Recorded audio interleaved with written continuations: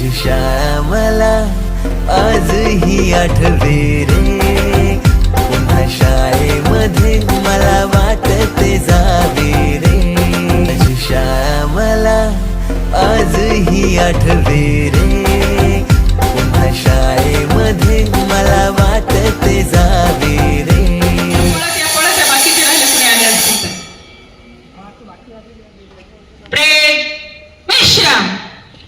सावधान. एक साथ ऊंची आवाज में राष्ट्रगीत शुरू करेंगे. शुरू कर. जन गण मन अधिनायक जय हे भारत भाग्य विधाता. पंजाब सिंध गुजरात मराठा द्राविड उत्तर बंगा. विंध्य हिमाचल यमुना गंगा उच्चल जलधि तरंग. तव शुभ नामे जागे तव शुभ आशीष. सुबह सवेरे करते आना प्रभु, करते हैं हम शुरू आज का काम प्रभु, करते हैं हम शुरू आज का काम प्रभु.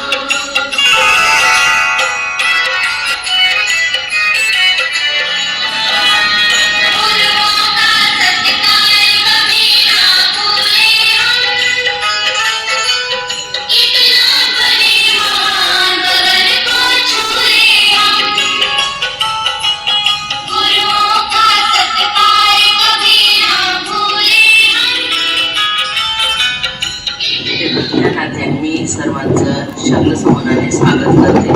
आज काही कारणास्तव मी जरी तिथे फिजिकली उपस्थित राहू शकले नाही, तरी माझ्यातर्फे तुम्हा सर्व विद्यार्थ्यांच्या पुढील भावी आयुष्यासाठी हार्दिक हार्दिक शुभेच्छा. मी ह्यात खूप मिस करते तुम्हा लोकांना सगळ्यांना. तर माझ्या देवदूतानं आणि परानं जागृतीच्या प्रांगणात तुमचं पुन्हा एकदा मनपूर्वक स्वागत. मला खूप खूप छान वाटतं की तुम्ही ह्या निमित्ताने शाळेत आला.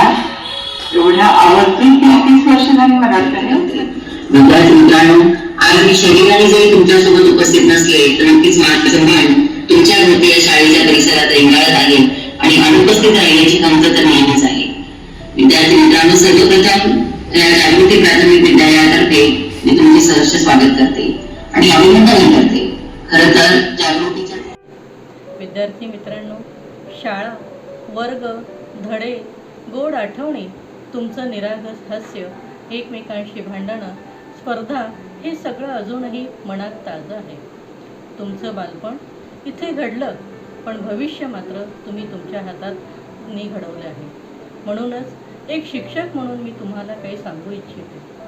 स्वप्न बघा, पण ती देखील मोठी, उंच आणि स्वच्छ. मेहनत अशी करा की ज्यामध्ये प्रामाणिकपणा आणि सातत्यपूर्ण असेल. नेहमी चांगला माणूस बनण्याचा प्रयत्न करा. आदर्श सुसंस्कारित नागरिकाची आज या समाजाला, देशाला अत्यंत गरज आहे.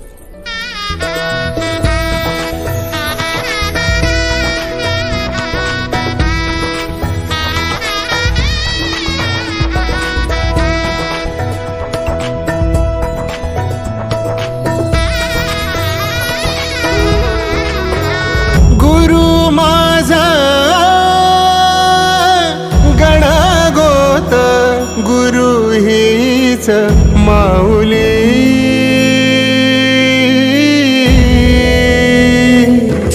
गुरु स्पर्श दूर करी दुःखाची सावली. गुरु भेटीसाठी झाली जीवाची काहिली. भक्त तुझा गुरुदेवा पुरता अटला. भेटला विठ्ठल माझा, भेटला विठ्ठल, भेटला विठ्ठल माझा, भेटला विठ्ठल.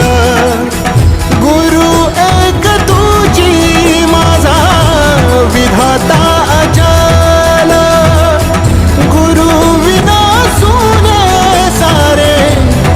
देव हे सकाना भेटला विठ्ठल माझा भेटला विठ्ठल भेटला विठ्ठल माझा भेटला त्यांनी पूर्ण केली. त्याच्यामुळे आजचा हा दिवस नक्कीच लक्षात राहणार आहे आणि असेच पुढे तुम्ही भेटावं आणि उंच उंच प्रगती घेऊन तुमच्या मार्गक्रमामध्ये तुम्ही उच्च पदावर चांगलं जीवनात आनंद घ्यावा.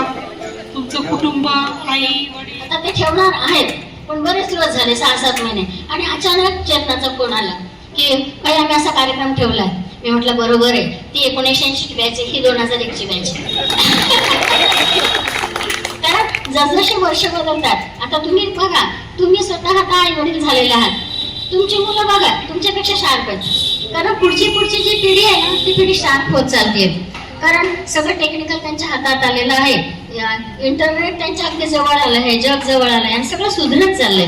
त्यामुळे तसं होतंय आणि मला आनंद झाला, कारण आम्ही बऱ्याच दिवसाची त्यांची वाट पाहत होतो. तिथे कार्यक्रम ठेवणार आहेत, सगळ्यांना बोलवायचंय, सगळ्यांना जायचंय असं. पण तुम्ही ठेवलात, विशेष आनंद की चला 2001च्या बॅचने ठेवलाय, शाळेमध्ये सगळ्यांना भेटता येत आहे. आम्हालाही भेटावं असं वाटतं, कारण तेव्हाची जी लहान तर सेवानिवृत्त झालेले आहेत ना सगळेजणी, वेळच वेळ आहे, मग आठवणी येतात की खरंच तेव्हाचं कसं होतं, तेव्हाची मुलं कशी होती, शाळेत आपण काय करत होतो, मुलं कशी होती, सगळ्या शाळेच्या आठवणी. मला संधी दिली आणि या निमित्ताने तुम्हाला सांगते, सेवानिवृत्त झालेले शिक्षक पहिल्यांदा असं घडलं की ते सगळेच्या सगळे या कार्यक्रमासाठी या ठिकाणी उपस्थित.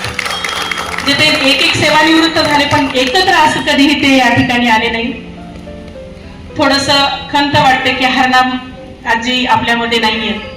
कोराळेबाई, कुलकर्णीबाई आणि मराठीबाई पण बऱ्यापैकी आता जागेवरनं फारसा हालचाल करू शकत नाहीये, त्या या ठिकाणी येऊ शकत नाही आहेत.